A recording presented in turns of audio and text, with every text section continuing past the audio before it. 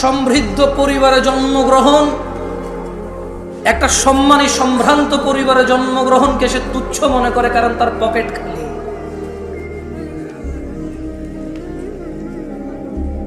বর্তমান যুবক যুবতী, বৃদ্ধ বৃদ্ধা সবাই রিজিক মানি টাকা, রিজিক মানি ডলার, রিজিক মানি রিয়াল, রিজিক মানি সোনা দানা গয়না, দালান কোঠা, জায়গা জমি, গাড়ি বাড়ি। এর বাহিরে কোনো কিছু রিস্ক মনে করে না কেউ। মানুষগুলো ভুলে যায় এই পুরো পৃথিবীর বিনিময়ে মানুষ 1 মিনিট বাড়তি বেঁচে থাকার ক্ষমতা রাখে না। এ মানুষগুলো ভুলে যায়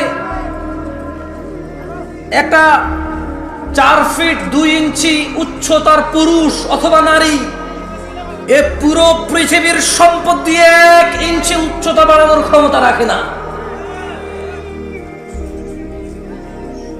মানুষ তার যৌবনের রিজিককে অস্বীকার করে, সম্পদের সামনে তুচ্ছ করে। সে ভুলে যায় 60-70 বছরের বৃদ্ধ পুরো পৃথিবী আর পৃথিবীতে যা আছে সব কিছু ঢেলে দিয়ে যৌবন ফিরাতে পারে না। যুবক তার যৌবন নিয়ে সন্তুষ্ট না। বৃদ্ধ তার এই যে 30-40-50 পর্যন্ত অন্যায় অপরাধ করেছে, এখন একটু নামাজ রোজা হজ যাকাত ভালো মন্দ কথাবার্তা নেক আমাল করে, সে যে 70 বছর বেঁচে আছে এটা যে তার জন্য বড় নিয়ামত, সেটাকে তুচ্ছ মনে করে।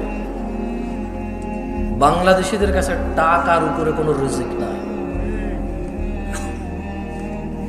এর মধ্যে ওমা তৌফিকি ইল্লা বিল্লাহ, আল্লাহ যতটুকু সামর্থ্য দেয় নিজের মতো করে কোরআন ও সুন্নাহ আপনাদের সামনে তুলে ধরার চেষ্টা করব রিজিক নিয়ে।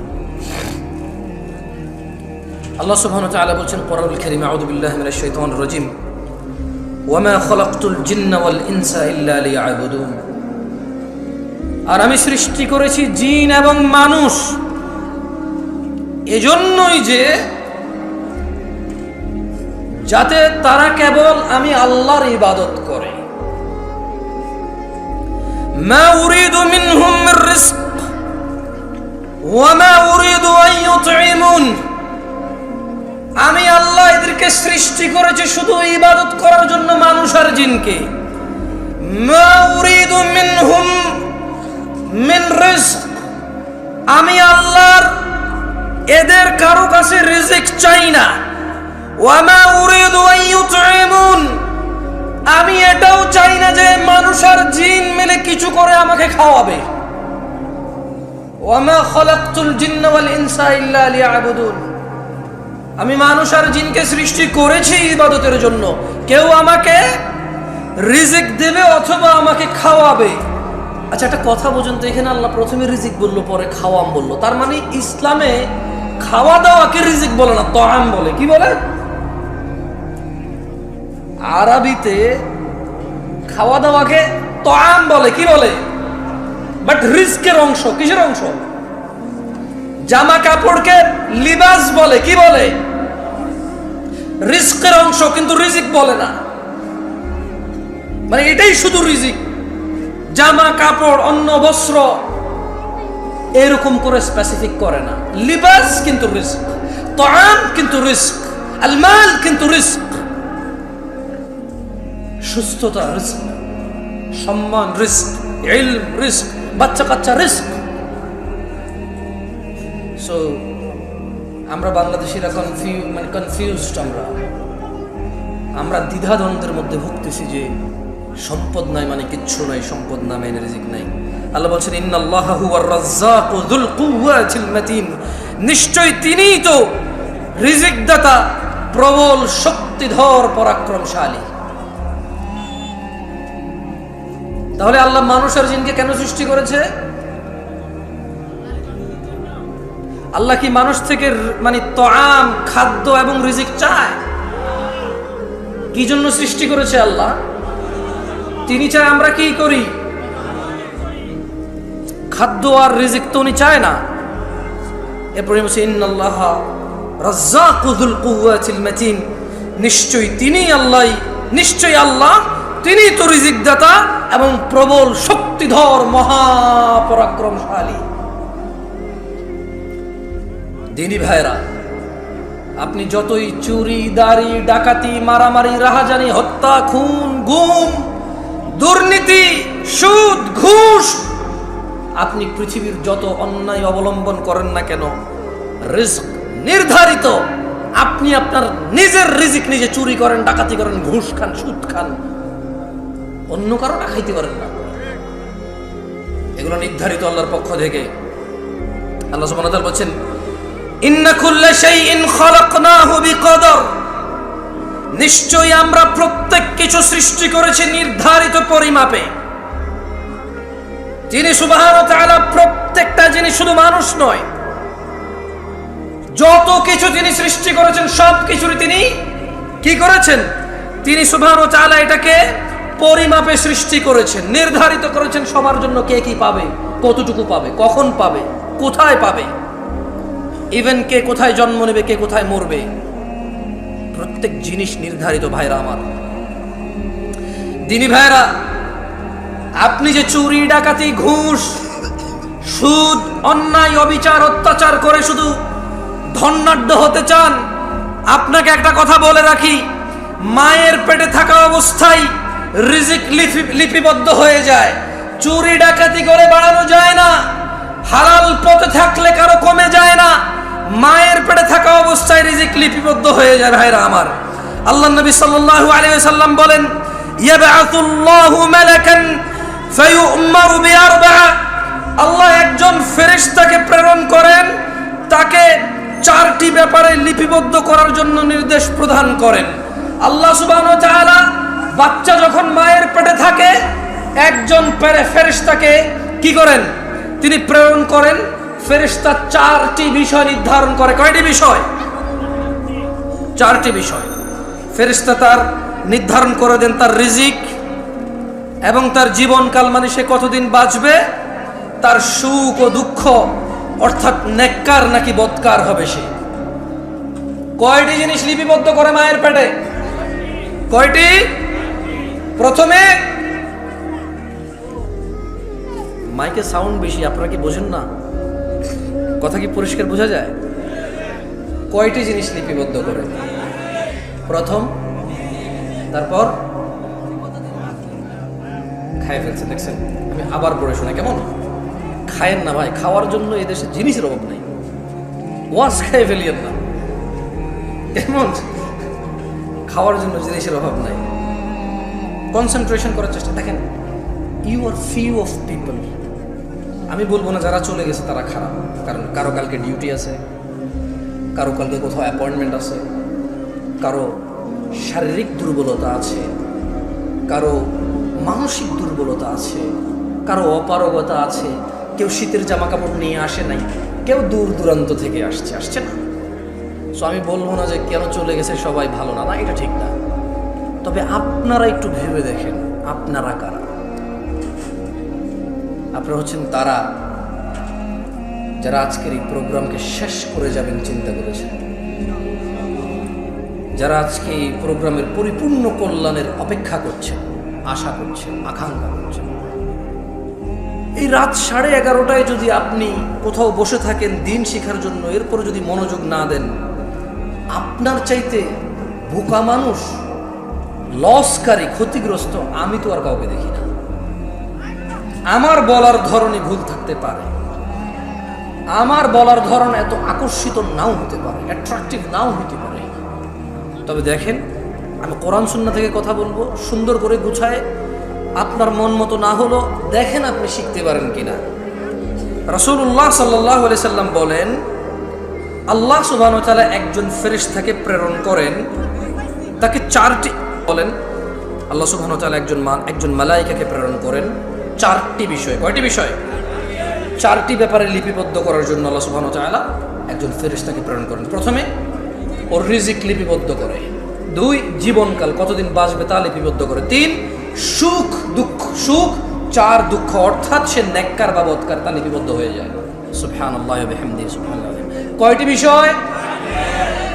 1, 2, 3, 4, তার মানে আমরা যে দুঃখ পাই, ব্যথিত হই, আমরা যে স্যাড হই, আচ্ছা এটাকে কি বলে, এটাকে বলে আস্তাগফিরুল্লাহ আল-আযীম, এটাকে বলে বিষণ্ণতা। কি বলে এটাকে?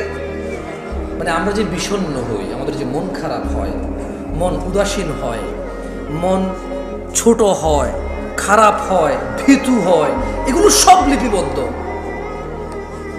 আলহামদুলিল্লাহ আলা কুল্লি হাল, সর্ব অবস্থায় কার প্রশংসা? কার? আল্লাহর প্রশংসা। দেখেন দিনী ভাইরা আমার, আপনারা সৌভাগ্যবান। কেন বলবো জানেন? আমিও সৌভাগ্যবান আজকে। আল্লাহ আমাকে কবুল করুন, আপনাদেরকে কবুল করুন। আমি আপনাদের এখানে কি বলবো এটা নিয়ে চিন্তা করতেছিলাম। আমি আজকে রিজিক নিয়ে আলোচনা করতাম না। মূলত আমি হঠাৎ করে একটা হাদিস আমার চোখে পড়ছে। ওই একটা হাদিস চোখে পড়ার পরে আমি চিন্তা করছি ঠিক আছে একটু রিজিক নিয়েই বলি, যেহেতু এই হাদিসটা খুব ভালো লাগছে আমার। মানে আমি অনেক আগে পড়েছি, আমার মনে নাই এটা।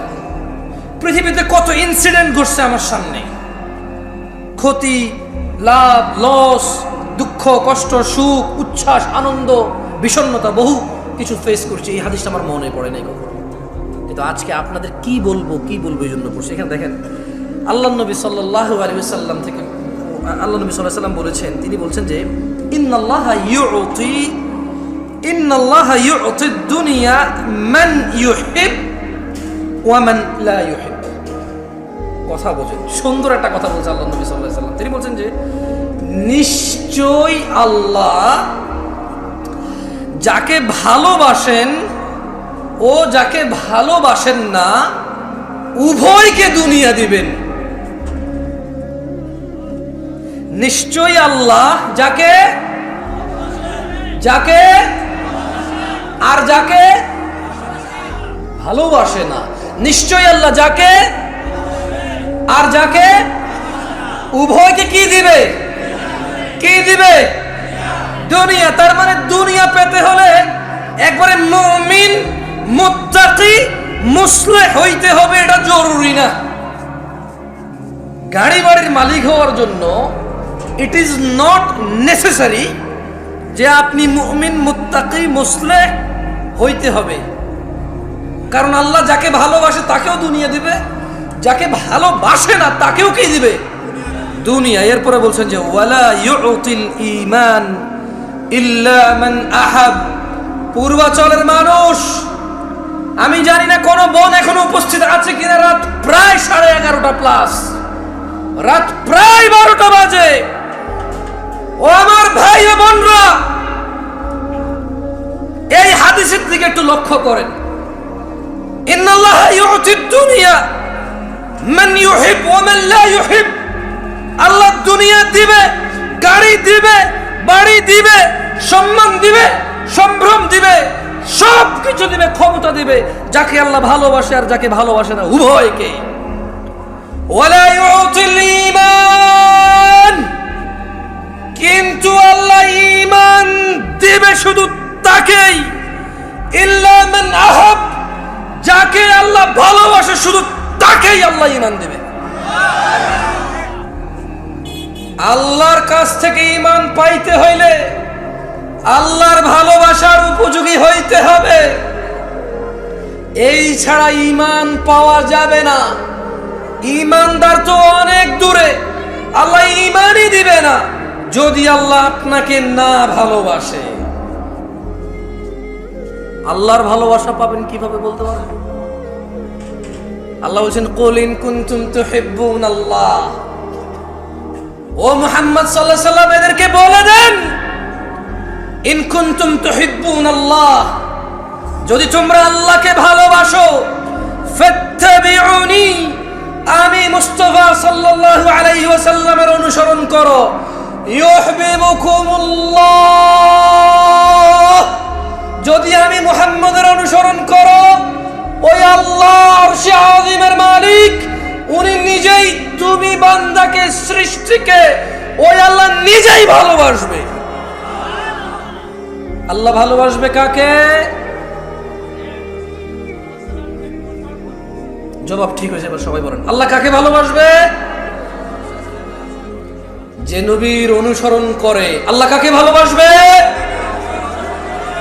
আল্লাহ কাকে ভালোবাসবে? যে বাঁ হাতে খায় সে কি নবীর অনুসরণ করে? যে টাকনুর নিচে পড়ে সে কি রাসূলের অনুসরণ করে? যে দাঁড়িয়ে দাঁড়িয়ে খায় সে কি রাসূলের অনুসরণ করে? যে ডান পায়ে টয়লেটে যায় সে কি রাসূলের অনুসরণ করে? যে বাম পায়ে মসজিদে ঢুকে সে কি রাসূলের অনুসরণ করে? যে গালিগালাজ করে সে কি নবীর অনুসরণ করে? যে হারামখোর সে কি নবীর অনুসরণ করে? যে জিনাকারী সে কি নবীর অনুসরণ করে? যে দ্বীনের মধ্যে নেকির আশায় নতুন নতুন সুন্দর সুন্দর ভালো ভালো কাজ করে ইবাদত বলে চালিয়ে দেয়, অথচ নবী বলেনি সে কি নবীর অনুসরণ করে? তাহলে কে নবীর অনুসরণ করে? কুল্লু উম্মতি ইয়াদখুলুনাল জান্নাহ। ইয়া নাস, মানুষ, তিনি সাল্লাল্লাহু আলাইহি ওয়াসাল্লাম বলেছে কুল্লু উম্মতি ইয়াদখুলুনাল জান্নাহ, আমার উম্মতের সবাই জান্নাতে যাবে। সুবহানাল্লাহ। ইল্লা মান আবা, আবা জান্নাতে যাবে না। সাহাবারা বললেন ইয়া রাসূলুল্লাহ সাল্লাল্লাহু আলাইহি ওয়াসাল্লাম ওয়া মান ইয়াবা ইয়া রাসূলুল্লাহ সাল্লাল্লাহু আলাইহি ওয়াসাল্লাম, ইয়া রাসূলুল্লাহ কে আবা? তিনি সাল্লাল্লাহু আলাইহি ওয়াসাল্লাম বললেন মান আতাআনি, যে আমি মুস্তাফার অনুসরণ করে, যে আমি মুহাম্মদের অনুসরণ করে, দাখালাল জান্নাহ, সে জান্নাতে যাবে। ওয়া মান আসানি, যে আমাকে অনুসরণ করে না, প্রত্যাখ্যান করে, যে আমাকে মেনে নেয় না, আমার মতো করে না, সে হচ্ছে আবা। ওয়া মান আসা ফাহুয়া আবা, যে আমার অনুসরণ করে না। আচ্ছা, দাড়ি যে কাটছেন কার অনুসরণ বলতে পারেন? হ্যাঁ, দাড়ি কাটা কার অনুসরণ? ওই যে ছেলে ছিঁড়া প্যান্ট পরে আসছে কার অনুসরণ? এই যে এখানে ছেলে এখান দিয়ে চুল এমনি কাটছে কার অনুসরণ? এই যে ছেলে 7 number 8 number 10 number 11 number jersey ছাড়া পরবে না কার অনুসরণ? এই যে 10-12টা মানুষ একটা কিছু একটা নিয়ে ঘুরলো, কিছু একটা করলো, 11 কোটি 12 কোটি মানুষ টিভিতে মাঠে ঘাটে বসে বসে দেখে, কার অনুসরণ? এই যে ক্যামেরাম্যান সারাদিন ওয়াজ রেকর্ড করে, আল্লাহর 30 দিন ওয়াজ রেকর্ড করে, কোথাও না কোথাও টাকুর নিচে প্যান্ট পরে দাড়ি কাটে, কি জন্য ওয়াজ রেকর্ড করে বলেন তো একটু? আস্তাগফিরুল্লাহ। আপনি কি আল্লাহ, আপনি কি রন্ত জানেন? থাক বললাম না ভাই, ওরাই জানে কি জন্য। কারণ ওরা যা ওয়াজ শুনে পরে বলবে যে আপনি কিভাবে জানেন আমি মুনাফিক? আপনি নিজেই মুনাফিক, আমাকে মুনাফিক বলার কারণে। কারণ ও বলবে দরকার কিন্তু কিছু বলবে, ভাই ডোন্ট টেক এনি রিস্ক, ওকে? আর আসলে কাউকে তো মানে ছেলেগুলোর সামনে আছে, ওদের কিভাবে তো লজ্জা দেওয়া উচিত না। মানে তোমার কি উচিত হয়েছে এখন আমার সাথে কানেক্ট হওয়া? বলো, আমি তো মাহফিল করতেছি ওদের সাথে, তোমার সাথে আমি ম্যান টু ম্যান কানেক্ট হলে আমার বিষয়ের কি হবে? তোমার তো উচিত হয় না ভাইয়ের সাথে এখন কানেক্ট হওয়া, মাহফিল শেষে বলো কোনো অবস্থা, এটা ঠিক না, বক্তব্য বিগড়ে যায়। এই যে ছেলেগুলো লাইভ করে, রেকর্ড করে, এডিট করে, থাম্বনেইল দেয়, এরপর এটা ছাড়ে, এই দেখুন জামশেদ মজুমদার কাঁদিয়ে দিলেন সবাইকে, হুদা এরকম চোখের পানি একটা এরকম লাগাই দেয় ছবি। আমি এরপরে ওয়েট এরপর আমি নিজের ওয়াজে নিজে ক্লিক করে দিয়েছি, আমি তো কান্দি নেই, কেউ কান্দে নাই। এরপরে লিখলো যে এরকম বক্তব্য জীবনেও শোনেন নাই, আমি ক্লিক করলাম, আমি কইটা তো আমি কইছি ঠিক আছে, আমি জীবনে বহুতবার শুনছি এই বিষয়ে আলোচনা, কে কইছি শুনিনি এরকম বক্তব্য। যদি খালি আমি এখানে বলি যে আমি এই সিজনের জন্য এটা শেষ ওয়াজ, হয়তো এটা টাইটেল দেবে কি জামশেদ মজুমদার তার শেষ মুহূর্তে কি বললেন, মনে হয় আমি মারা গেছি। এরপরে to just have a click, okay, একটা ক্লিক পাওয়ার জন্য, নাথিং এলস, কিছু না। সো আয়োজন করে মাহফিলের, রেকর্ড করে মাহফিলের, লেকচার করে মাহফিলে, শ্রোতা শুনে মাহফিল, দিন শেষে কারোই কোনো মায়ের পেটে কয়টি জিনিস লেখা হয়? 1 নাম্বার, 2 নাম্বার হায়াত, জীবনকাল। কি কাল? জীবনকাল। তারপরে হচ্ছে 3 নাম্বার, 4 নাম্বার, আল্লাহ দুনিয়া কাকে কাকে দিবে?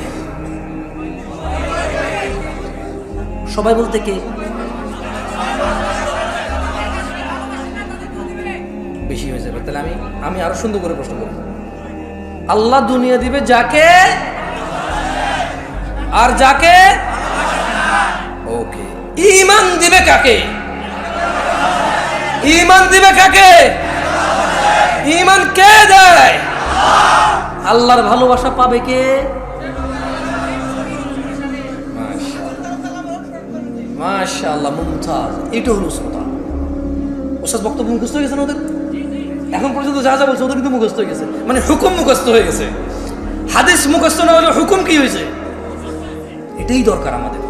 আমরা চাই আমরা কথা বলবো, আপনি যদি হাদিস এবং কোরআনের আয়াত মুখস্থ না করতে পারেন, কিন্তু যা বলেছে এটার হুকুম আপনি মুখস্থ করবেন, আদেশ এবং নিষেধগুলো আপনি মুখস্থ করবেন। আল্লাহ নবী সাল্লাল্লাহু আলাইহি ওয়াসাল্লাম বলতেছে যে উহাদ্দিসুকুম হাদিসান ফাহফাযুহু। আল্লাহ নবী বলছেন যে আমি তোমাদের একটি কথা বলছি, তোমরা তা মুখস্থ রাখবে। কে বলেছে? কে বলেছে? সাল্লাল্লাহু। কয়টি কথা বলবে? আমরা কি করতে হবে? আবার খাই ফেলছেন।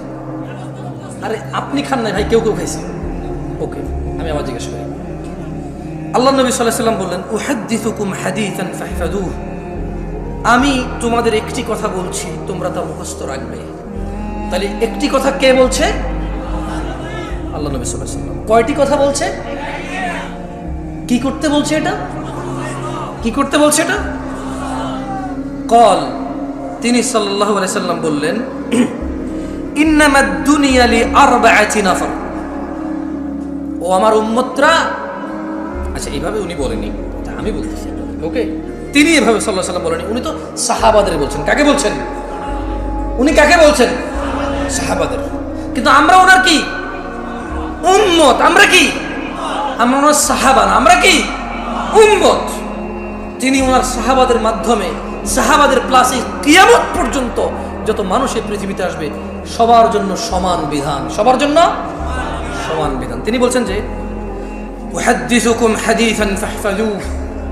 আমি তোমাদের একটি কথা বলছি, তোমরা তা মুখস্থ রাখবে। কল, তিনি সাল্লাল্লাহু আলাইহি সাল্লাম বললেন ইন্নামাদ দুনিয়া লি আরবাআতি নাফর। নিশ্চয় দুনিয়া 4 প্রকার মানুষের জন্য। নিশ্চয় এই পৃথিবী 4 প্রকার মানুষের জন্য। নিশ্চয় এই পৃথিবী কয় প্রকার মানুষের জন্য? নিশ্চয় এই পৃথিবী 4 প্রকার মানুষের জন্য। আবিদিন রাযাকাহুল্লাহু মালান ওয়া ইলমা। আল্লাহ তাআলা যে বান্দাকে ধন সম্পদ ও ইলম দান করেছেন এ হলো 1 প্রকার। এই পৃথিবী কয় প্রকার মানুষের জন্য? একজন বান্দা যাকে আল্লাহ ধন সম্পদ ও জ্ঞান দান করেছে, এটা কয় প্রকার? একজন বান্দাকে আল্লাহ কি দিয়েছে? ধন সম্পদ এবং ইলম। আল্লাহ তাআলা যে বান্দাকে ধন সম্পদ এবং ইলম দান করেছে, সুবহানাল্লাহ, ফাহুয়া ইয়াত্তাকি ফীহি রাব্বাহু ওয়া ইয়াসিলু ফীহি রাহিমাহ। যাকে আল্লাহ ধন সম্পদ বলছেন, যে আল্লাহ নবী বলছেন যে আর সেই তার ধন সম্পদ এবং ইলমের ক্ষেত্রে তার রবকে ভয় করে ও আত্মীয়দের সাহায্য করে, সুবহানাল্লাহ। তাহলে পৃথিবী 4 প্রকার মানুষের জন্য। কয় প্রকার মানুষের জন্য? 1, আল্লাহ একজনকে সম্পদ দিছে, ইলম দিছে। এখন সে কি করে? সে ইলম দিয়ে আর সম্পদ দিয়ে আল্লাহকে ভয় পায়। কাকে ভয় পায়? মানে এই টাকা দিয়ে সে সিনেমার টিকিট কেনে না। এই টাকা দিয়ে সে কি করে না? সিনেমার টিকিট কেনে না। এই টাকা দিয়ে সে মদ গাঁজা কিনে না। এই টাকা দিয়ে সে কাউকে মারবে, গাল্লাবে, অপদস্থ করবে, জুলম অত্যাচার করবে, সেটা কি করে না। সে এই টাকার ক্ষেত্রে সে কি পায়?